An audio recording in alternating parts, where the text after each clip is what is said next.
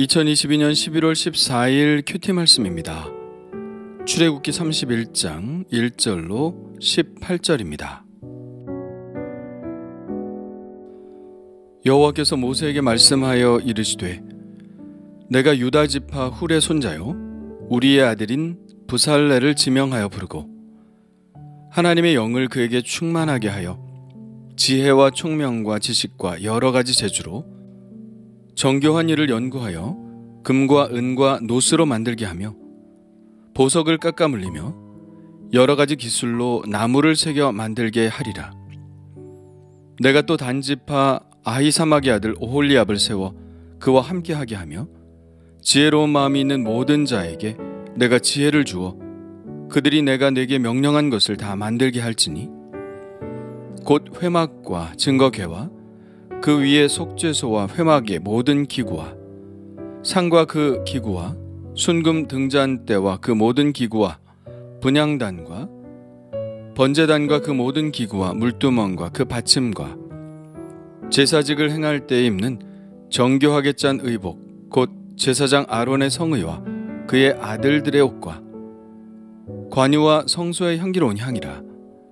무릇 내가 네게 명령한 대로 그들이 만들지니라. 여호와께서 모세에게 말씀하여 이르시되 너는 이스라엘 자손에게 말하여 이르기를 너희는 나의 안식일을 지키라. 이는 나와 너희 사이에 너희 대대의 표징이니 나는 너희를 거룩하게 하는 여호와인 줄 너희가 알게 함이라. 너희는 안식일을 지킬지니 이는 너희에게 거룩한 날이 됨이니라.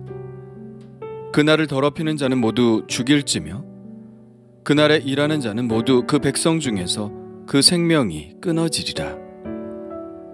엿새 동안은 일할 것이나 일곱째 날은 큰 안식일이니 여호와께 거룩한 것이라. 안식일에 일하는 자는 누구든지 반드시 죽일지니라. 이같이 이스라엘 자손이 안식일을 지켜서 그것으로 대대로 영원한 언약을 삼을 것이니 이는 나와 이스라엘 자손 사이에 영원한 표징이며 나 여호와가 엿새 동안에 천지를 창조하고 일곱째 날에 일을 마치고 쉬었음이니라 하라. 여호와께서 시내산 위에서 모세에게 이르시기를 마치신 때에 증거판 둘을 모세에게 주시니 이는 돌판이요 하나님이 친히 쓰신 것이더라. 아멘.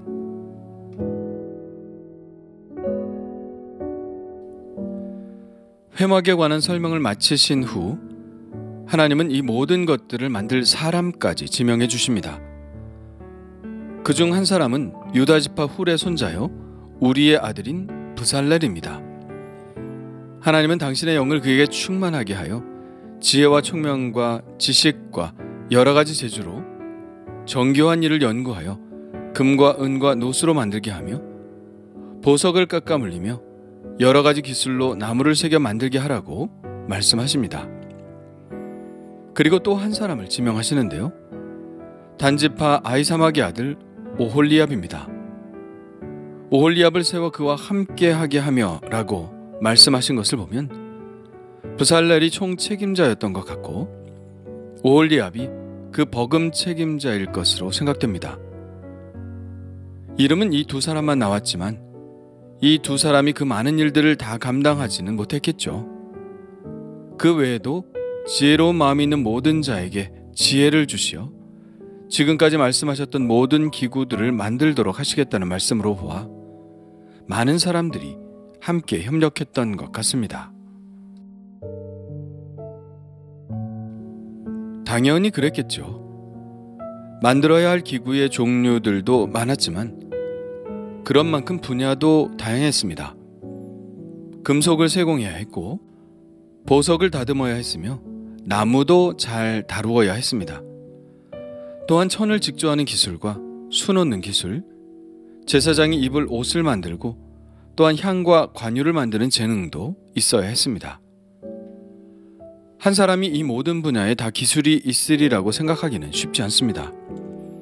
다양한 분야에 쓰임받을 다양한 재주를 가진 사람들이 다 모여서 이 일을 했을 것입니다. 그런 가운데 부살렐과 오홀리압은 그 모든 것들을 고안하고 지도하며 일을 진행시키는 사람으로서의 역할, 즉 리더의 역할을 감당했을 것입니다. 하나님은 어떻게 해야 일이 진행이 되는지를 모세에게 친히 가르쳐 주셨습니다. 매우 세심하게 모든 설계를 다 하나님이 하셨죠. 꼼꼼한 모세로 하여금 이 모든 것들을 다 받아 적게 하셨습니다. 그리고 하나님이 말씀하신 대로 누군가에게 만들도록 해야 했는데 하나님은 그 우두머리를 친히 지명하시고 또 돕는 사람도 지명하셨으며 많은 사람들이 이 일에 협력하도록 하셨습니다. 하나님께서 이렇게 말씀하시지 않았더라면 모세는 매우 혼란스러웠을지 모릅니다. 그리고 버거워했을지도 모르죠. 그렇습니다. 혼자 모든 일을 다 할 수는 없습니다. 누군가가 짐을 나누어줘야 하고 하나님은 그렇게 재주 있는 사람들을 모세에게 붙여주셨습니다. 모든 일에는 누군가가 책임을 지는 일이 필요하죠. 하나님께서 이렇게 두 사람을 지명하지 않으셨다면 일의 절차가 매끄럽게 진행되기가 어려웠을 것입니다. 누군가가 책임을 질 때 일은 그때부터 진행되기 시작하는 것입니다. 하나님의 열심은 사람을 세우는 데에만 있지 않았습니다. 하나님은 책임을 지우시고 그 책임을 감당할 수 있는 능력도 주십니다. 물론 이들에게는 남다른 재능들이 있었을 것입니다. 그것도 사실 하나님이 주신 것이죠.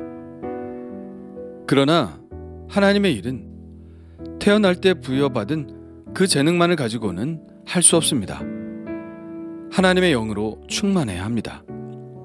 하나님의 영은 지혜의 영이요 총명의 영이기 때문에 그들의 재주 이상으로 감당하게 하십니다. 이것이 바로 하나님이 우리를 통해서 일하시는 방식이죠. 하나님은 사람을 세우시고 당신의 영을 부으셔서 당신의 일을 감당하게 하십니다. 혼자 일하는 것이 아니라 돕는 사람들을 붙여주셔서 즐겁게 일을 하도록 하십니다. 오늘날의 교회에서도 하나님은 이런 방식으로 일하신다고 믿습니다. 먼저 꿈을 꾸는 비저너리를 세우십니다. 모세처럼 말이죠. 그리고 모세가 가진 꿈을 현실로 만들 중간 지도자들을 세우십니다. 그리고 실제로 현장에서 일하는 사람들을 세우십니다. 성도들은 하나님이 주신 각종 은사에 따라 자신의 역할을 감당하면 하나님의 교회가 건강하고 아름답게 세워지는 것입니다. 이 모든 것들은 전능하신 하나님의 조율 아래서 일어나죠. 그러므로 우리의 공동체는 누군가의 주장이나 고집이나 자신의 꿈으로 이루어질 수 없음을 느낍니다. 온전히 이 모든 일의 지휘자이신 하나님의 말씀에 순종할 때 하나님의 꿈이 현실이 되는 것이죠. 하나님은 회막에 대한 말씀을 마무리하시면서 안식일에 관한 말씀을 주시는데요. 이미 십계명을 주셨는데 그 중에서도 안식일에 관한 말씀만 이곳에서 또 강조를 하시는 것은 그냥 지나쳐 볼 일은 아닌 것 같습니다. 이제 35장에 가면 성막을 실제로 짓는 과정이 나오는데요. 거기에서도 성막을 짓기 전에 안식일에 관한 말씀을 또 한 번 반복하시는 것을 보면 십계명 중 하나님께서 가장 중요하게 여기시는 계명이 안식일 계명이 아닌가 생각될 정도입니다. 그러나 이것은 계명의 경중을 따지는 문제라기보다 회막과 관련된 규정이기 때문일 것입니다. 이스라엘 백성들은 회막이라는 하나님을 위한 거룩한 공간을 진중에 마련하듯이 하나님을 위한 거룩한 시간을 마련해야 합니다. 항상 공간과 시간은 같이 가는 것이죠. 공간은 있는데 시간이 없다면 공간은 무의미해지는 것이고, 시간은 있는데 공간이 없다면 그것도 마찬가지입니다. 거룩한 공간은 거룩한 시간으로 채워져야 합니다. 이스라엘 백성들은 하나님의 거룩한 공간에 거룩한 시간을 내어 찾아와야 합니다. 엿새 동안은 힘써 자신과 가족을 위해 일하지만 일곱째 날에는 회막이라는 거룩한 공간에 와서 하나님을 예배해야 합니다. 이렇게 안식일을 지켜야 하는 이유를 하나님은 이렇게 말씀하시는데요. 너희는 나의 안식일을 지키라. 이는 나와 너희 사이에 너희 대대의 표징이니 나는 너희를 거룩하게 하는 여호와인 줄 너희가 알게 함이라. 안식일을 통해서 하나님은 우리를 거룩하게 하신다고 말씀하십니다. 14절에도 동일한 말씀을 주시는데요. 너희는 안식일을 지킬지니 이는 너희에게 거룩한 날이 됨이니라. 우리의 거룩은 어떻게 보존될까요? 하나님이 계신 거룩한 공간에서 거룩한 시간을 보낼 때 보존되는 것입니다. 거룩하신 하나님과 거룩한 공간에서 거룩한 시간 동안 교제하는 한에서 우리는 거룩하게 되죠. 이것이 우리가 적어도 일주일에 한 번씩은 하나님이 당신의 이름을 두시려고 마련하신 성전이라는 공간에 찾아와서 거룩한 시간을 드려야 하는 이유입니다.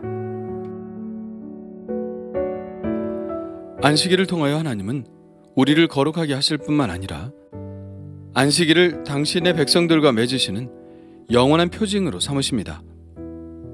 13절에 이는 나와 너희 사이에 너희 대대의 표징이니 라고 하셨고 16절에 그것으로 대대로 영원한 언약을 삼을 것이라고 하셨으며 17절에도 나와 이스라엘 자손 사이에 영원한 표징이라고 말씀하셨습니다.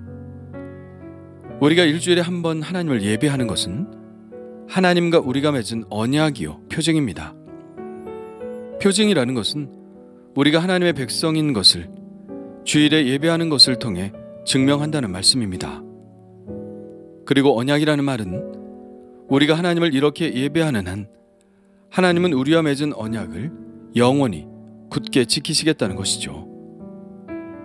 그러므로 우리가 일주일에 적어도 한 번 하나님을 뵙고 예배하는 것은 그야말로 우리 그리스도인들이 반드시 지켜야 할 의무라는 것을 알 수 있습니다. 하나님께서 거하시는 거룩한 공간인 회막, 그리고 하나님이 임재하시는 거룩한 시간인 안식일. 우리가 일상의 삶을 살아가면서도 이렇게 구별된 시간과 공간을 갖는 것, 그것은 결코 우리가 양보할 수 없는 것입니다. 이것은 하나님과 우리가 맺은 약속이요, 하나님의 백성이라는 분명한 표징이기 때문입니다.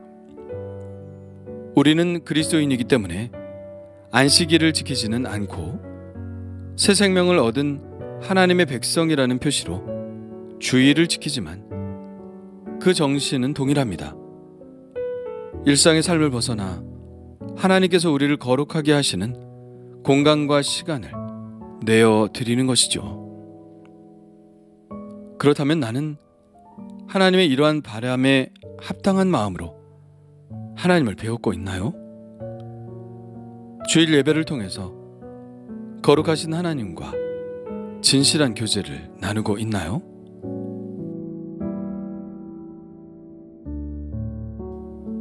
주님 감사합니다. 부살렐과 오홀리압과 같은 지혜와 총명을 주셔서 주님의 뜻을 함께 이루어가는 자가 되게 하여 주옵소서. 늘 성령으로 충만하게 하시고 나의 재능으로서가 아니라 성령이 부어주시는 은혜로 감당하게 하옵소서. 주일 예배를 소홀히 하지 않게 하시고 나를 거룩하게 하시려 마련하신 이 거룩한 공간과 시간을 잘 지키게 하옵소서. 거룩을 향한 열망으로 예배하게 하시고 주님과 깊은 만남이 일어나는 예배를 드리게 하옵소서. 예수님의 이름으로 기도합니다. 아멘.